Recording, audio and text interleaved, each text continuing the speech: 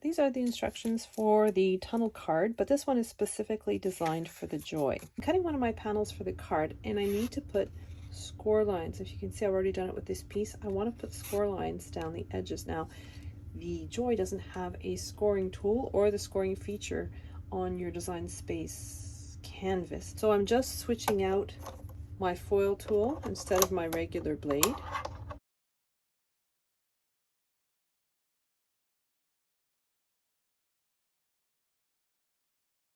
So my score lines have been created by my foil tool. Now I'm putting my regular blade back in just to cut the rest of the card. I've pressed go on my computer and I've completely ignored all the instructions about foil because I'm not foiling this card. Another alternative, if you don't have the foil tool, would be to draw your score lines. So I've just inserted my pen.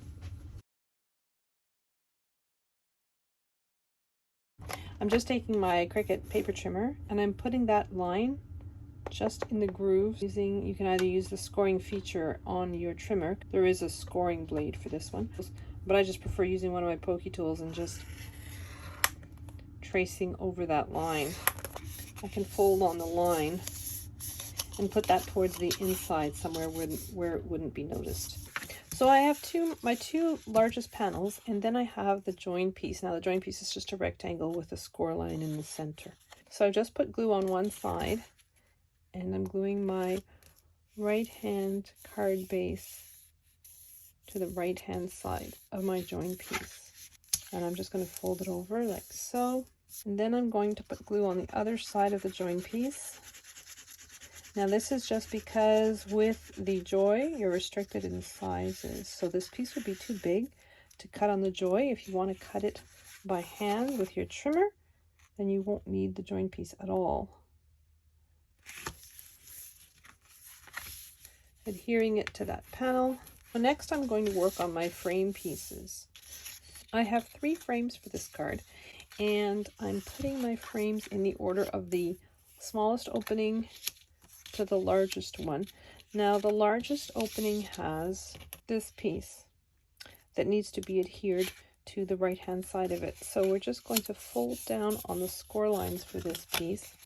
I'm just putting glue along the tab, and my cut line is right against the score line of my tab. And then I'm going to fold on the score line that's on the other side as well. I'm going to take the largest of my silver frame and adhere it around the opening like so.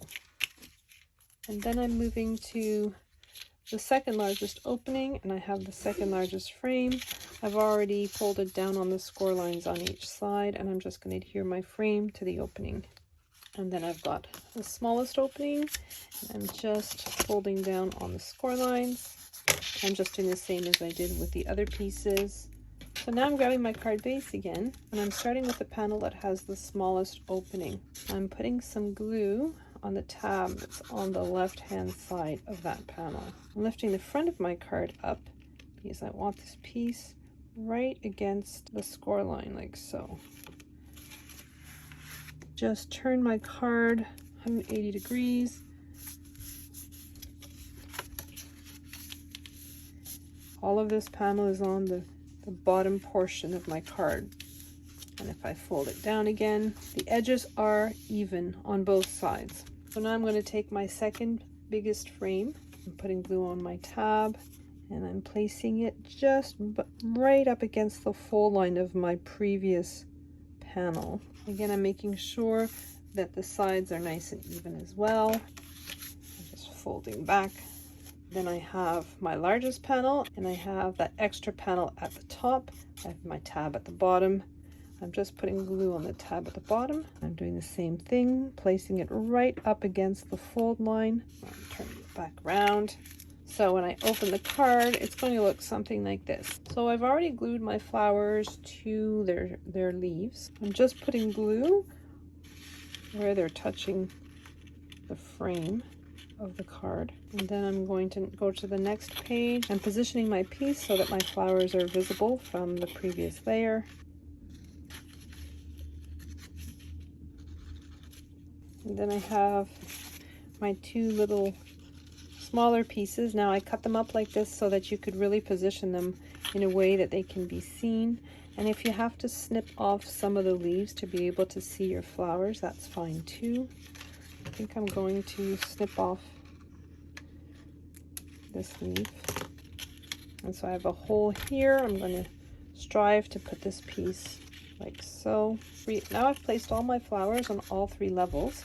I'm folding the first level towards the left-hand side, and I'm laying these panels completely flat. And then I'm putting glue on both tabs, making sure not to get glue anywhere but the tabs. I'm taking that first panel and just laying it right on top, and I'm making sure that those tabs are adhering. And then I'm going to tuck that tab underneath and lay my card flat. So at this point you should be able to lay your card completely flat. I'm going to put glue along this tab and then close my card, and I'm just spreading that glue with my bone folder. And so then when you open, you get that tunnel effect. So now I have this one strip that I've embossed, and I'm just going to glue it to this side like so.